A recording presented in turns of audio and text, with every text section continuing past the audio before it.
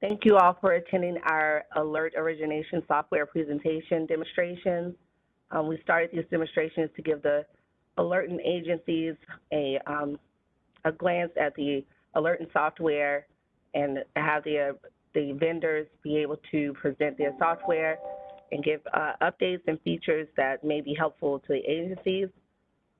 I have a few administrative notes here.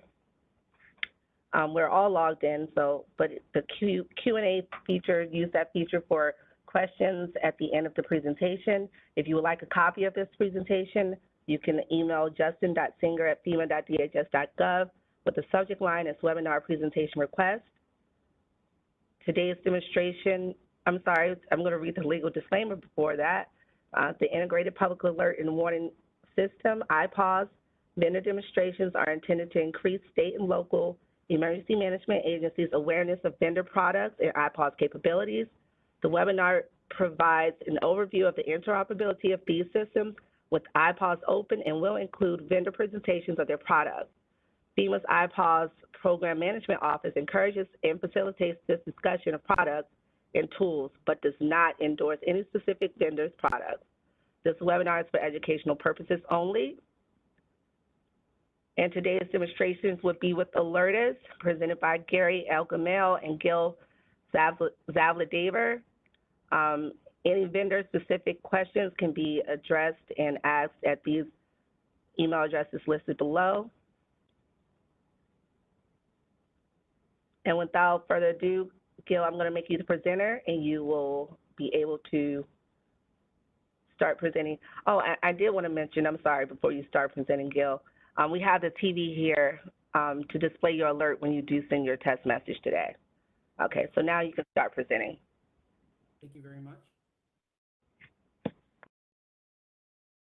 you see my screen? Yep, I can see it. Great. Well, I want to thank the folks at FEMA IPAWS for the opportunity to present our IPAWS solution in today's webinar. Again, my name is Gil Zavladever, and I'm the Director of Professional Services here at Alertus Technologies. And I'm joined by Gary L. Gamil, who is our Director of Software Engineering and the one responsible for developing our IPAWS solution. And Gary and I will both co-present Alertus' new IPAWS module and walk you through all of its features and functionality. Now, we focus on ease of use with a flexible and scalable set of features, and with the added security to provide our customers a reliable and dependable IPAWS solution to meet their needs in an all-hazards emergency response environment. First, I want to start by providing a brief overview of who we are as a company and what we provide our customers in the mass notification system industry. For nearly 20 years, Alertus has been a pioneer in engineering unified mass notification and emergency communication technologies. The Alertus system has been implemented with over 2,500 organizations across multiple industries worldwide. And Alertus is committed to provide our customers customizable, scalable, and affordable mass notification solutions.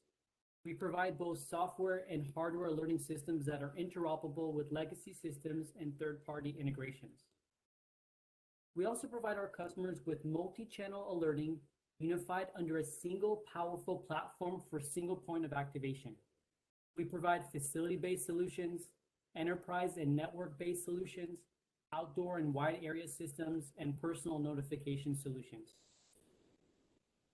And we offer a full line of both visual and audio products that allow our customers to send emergency notifications to the recipients, such as our alert beacons, desktops, voice over IP phones, indoor and outdoor speakers, and mobile application, just to name a few. We also offer our customers multiple options to activate an alert, including from our web-based console, our panic and duress buttons, and our mobile application. And now Gary and I are very excited to be adding our newest feature, the ability for our customers to utilize the IPAWS system to send wireless emergency alerts via Emergency Alert System Alerts, EAS, and non-weather emergency alerts, NWEM. And with that, I want to transition to a live demonstration of our IPAWS module. I'm just going to toggle over to our console. Can everybody see my console? Perfect. On the left-hand side, so I'm already signed into the system. On the left side is our navigation bar. And the same options are here in the center of the page. And I want to start. Gary, I'm sorry to interrupt. This is Kiara in the lab here. You're coming in really low still. Okay, Before you. get a little closer. Can you hear me now, Kira? Yeah, that's better. Okay, great. So I want to start by showing how customers can configure their IPAWS certificates to the Alertus console. So you just click on this Configure System tab, and then click on the IPAWS tab.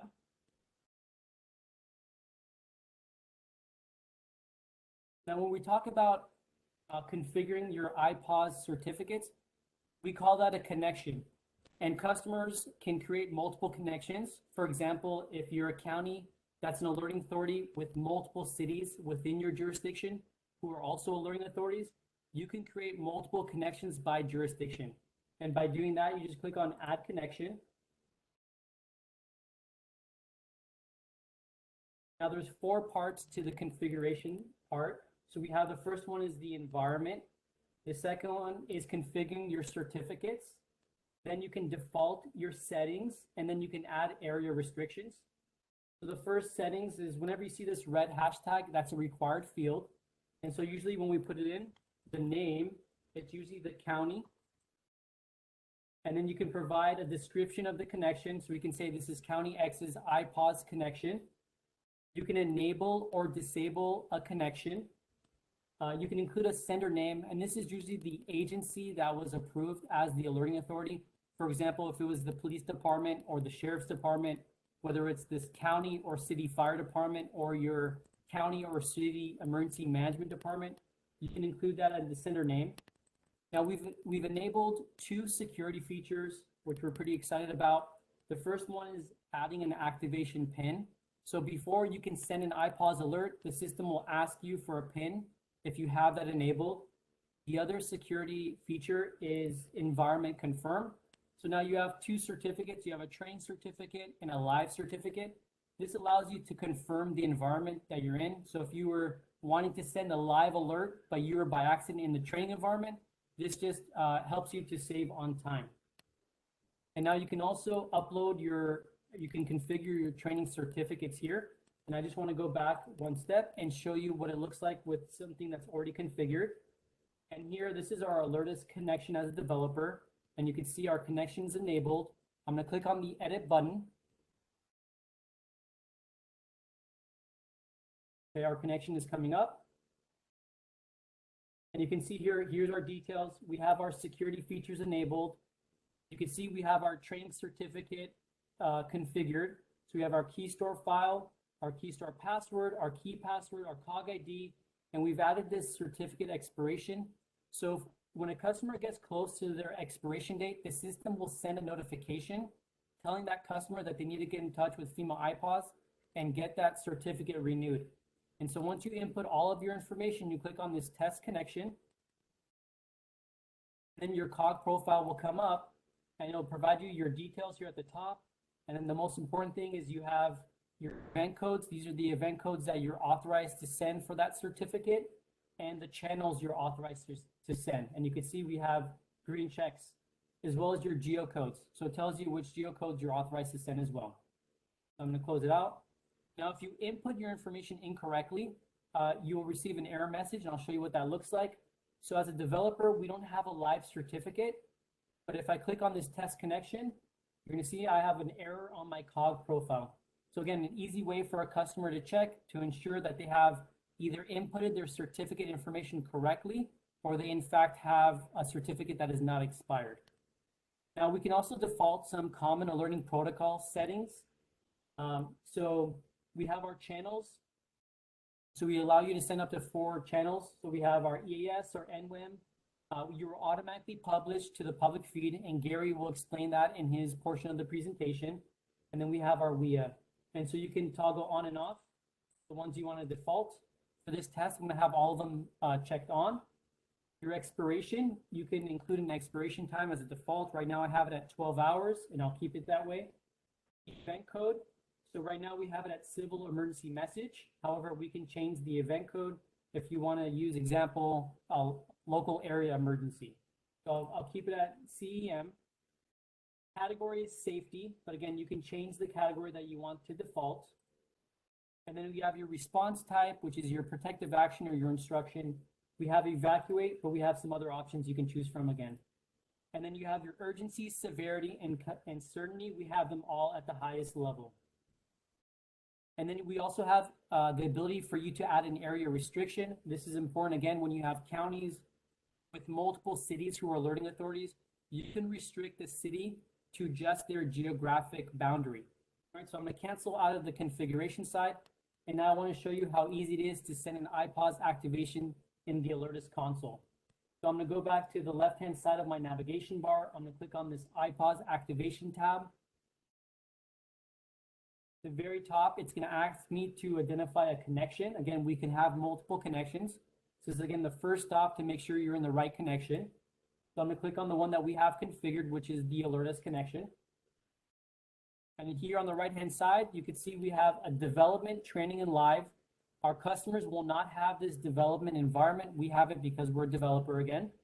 But they're going to have the training and live. You can see our training environment, our status is connected, and it says it's a good connection. Now, if I toggle onto the live connection, we don't have that certificate enabled in the system, so you're going to see it as red, and to say status not connected. Another great way to make sure that your certificates are working. All right, I'm going to toggle back to the training. Now there's 3 parts to the activation template. The first part is the alert configuration. The second part is your alert content. And the third part is your alert locations. And so we'll go one by one. Again, the channels, we have all of them defaulted, but it's dynamic, so I can uncheck my Ipods channels. Now, if I click on WEA, you can see here, we've now enabled the WEA short text and the WEA long text, the 90 characters and the 360. If I click on EAS, we now have the ability to add an Eas audio file. And so I will include NWEM for this test message. Again, the expiration date is defaulted at 12 hours, but I can reduce it if I wanted to 6 hours, for example, and it'll give me the date and time that it's due to expire. The event code, again, we had it defaulted to CEM. It's going to be civil emergency message, but I can change it if I would like. The category I have is safety, but I can add, if I wanted to add security, or if I wanted to add fire suppression, I could do that. For this test, I will just add safety. And then my response type, I have it as evacuate, but if I want to change that to shelter, I can change that to shelter. Now my emphasis, I'm going to keep it at urgency, severity, and certainty to immediate, extreme, and observe, but we can change that if we want. Now to develop our content, we have English content as well as Spanish content, and you can see they're both exactly the same. I'm going to click back on Spanish. For this test, I will not include a Spanish notification. So I will just click on this remove Spanish content.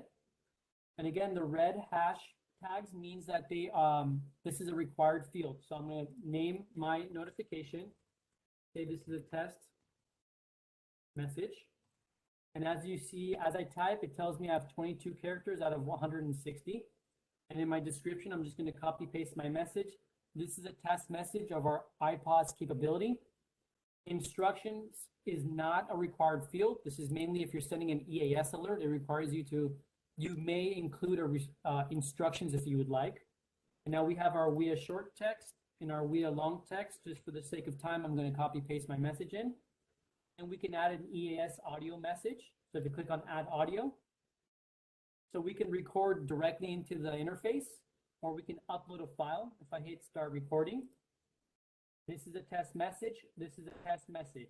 Click stop. I can play that back. And if I like my message, I can hit upload. And you can see the message is appended to the template. Now, if I want to add an audio file instead, I can click on an audio file that I already have. I can play it just to confirm it's the right audio file. That is, in fact, the right message. And I'm going to hit upload. You can see that our audio file is now appended to the template. Now, the last feature is adding your alert location. So I'm going to include my geocodes. Again, these are the ones that I'm authorized to send for that certificate. And I'm going to add an area description. I'm going to send a notification to the Waldorf area. And I'm going to zoom in on my map. So again, I can zoom in and out. I'm going to zoom into the Waldorf area. And I can draw a polygon, I can draw a circle, or I can upload a saved shape. So to do a polygon, I'm just going to click and drag, click and drag, click and drag, and double clicks closes the perimeter. Or I can draw a circle. Again, it's click, and I just move my mouse back and forth. Okay? Or I can clear my shapes. Now I do have a save shape for Waldorf, and that's what I'm going to include for my message today. All right, and now I'm going to hit continue. Now we've added that additional security feature, which is including an activation PIN. So I'm going to put my PIN in, I'm going to hit continue. The system will verify that I am an authorized dispatcher to send an IPAWS alert. So I have not sent my IPAWS alert yet. This is the confirmation page. So at the very top, it shows me the IPAWS channels that I have identified for this alert. It gives me my configuration, my content, and my message. If I had a Spanish message, I could see that as well here at the bottom. Now, the last security feature we enabled was the confirm environment. And you can see you need to type in the word training. However, if I meant to be in the live environment and not in the training environment, all I need to do is hit cancel. You just need to toggle over to the live environment. Now, just to give an example, if I click on development, saves, we've allowed it to save all of your work. You don't have to start from scratch. Again, this is, you shouldn't be penalized if you're in the wrong environment. You will have all of your fields will repopulate, and then you can continue in that environment that you wanted to operate in. So for this test, I'm going to toggle back into training, and I'm going to go back down to my message. I'm going to hit continue. You'll notice that it does not ask you for a PIN. The system has already confirmed that I'm an authorized user. And when I'm ready, I'm going to type in the word training, and I'm going to send IPAWS alert. All right, so at this point, I want to pause my portion of the presentation. I want to turn it over to Gary, and Gary will verify that we've sent out our IPAWS alert. Great, thanks, Gil. Can everyone hear me okay? Yep, I can hear you, Gary. Okay, great. Let me share my screen here. Okay, so every public alert sent to IPAWS is also posted to the IPAWS All Hazards information feed. Sounds like our alert's going off now, so that's that's good news. Yep, that's your alert going off now, and as you can see, it's going across the screen as well. Okay, perfect. All right, so this feed can be used by organizations who have signed a memorandum of agreement with IPAWS to view alerts. So now I'm going to verify that our alert was successfully posted to the IPAWS public feed.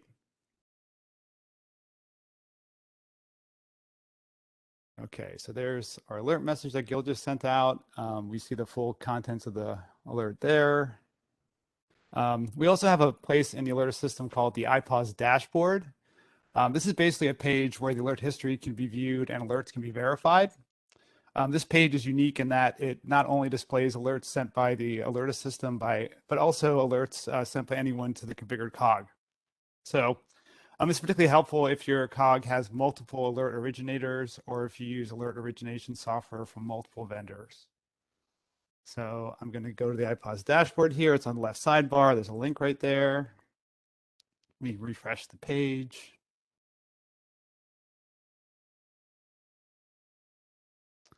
Okay, so you can also select the environment at the top. We're in the training environment. That's where Gil sent his message. And we can also select our connection once again. So I see the alert was sent here. I'm going to click the view button.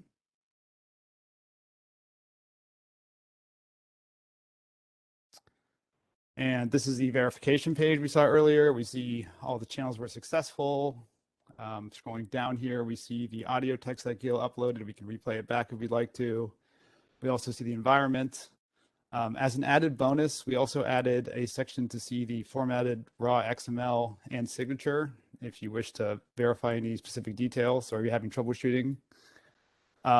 Also, we also added a link to the IPAWS message viewer directly in the software. This is very helpful for your monthly tests. So I'm clicking on that link here to launch the message viewer for the demo environment or training environment. And we can see that our headline is successfully entered. We see check marks across all the channels that we sent the alert to, as well as the message. I'm just going to go ahead and click on the display alert status button here just for the detailed codes. The Alertus system will also display any error codes on the verification page if there are errors. But here we can see that there are no errors for this alert. It was successfully posted to all of the channels.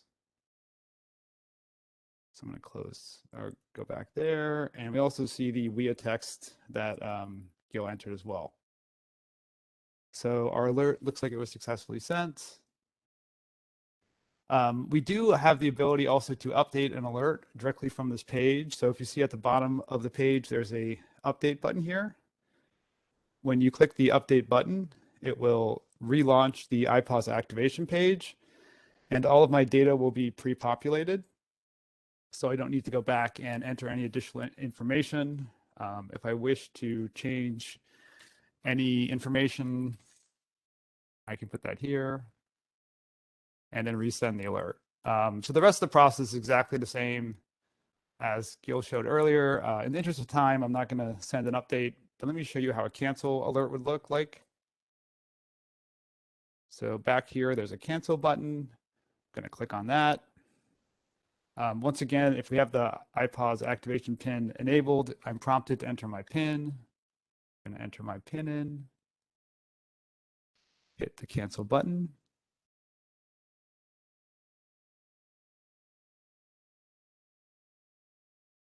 And now my alert has been canceled. So if you see here on the upper right-hand corner of the screen, there's a message type cancel. This is kind of a confirmation for the cancel itself, and I can see that the cancel went through. And essentially, that's how you would cancel a message. So this concludes the live demonstration portion of the Alertus system. And back to you, Kira. Thank you so much, Gary and Gil. We do have one question, a couple of questions here in the Q&A box. Again, if any viewers have any questions, feel free to put them there. Regarding the audio, how large can the overall message be? So I guess, is there any additional stipulations that you put opposed to the iPods ones that are already there for the audio? Sure, that's a great question. Yeah, there are some IPAWS limitations on the length of the audio message. I believe 2 minutes for EAS is the maximum length, and we actually will truncate your message automatically if it goes over that period of time, just to verify that. We also do a lot of formatting of the message. We actually convert the message. We try to make it as easy as possible for you. So if you include a wave, the message will be formatted into the IPAWS formats. As far as audio upload, I think we're currently limiting it to 5 megabytes. But since IPAWS takes an MP3 file, which is a compressed file, that shouldn't be a problem with the 2-minute range. So there's no issues there.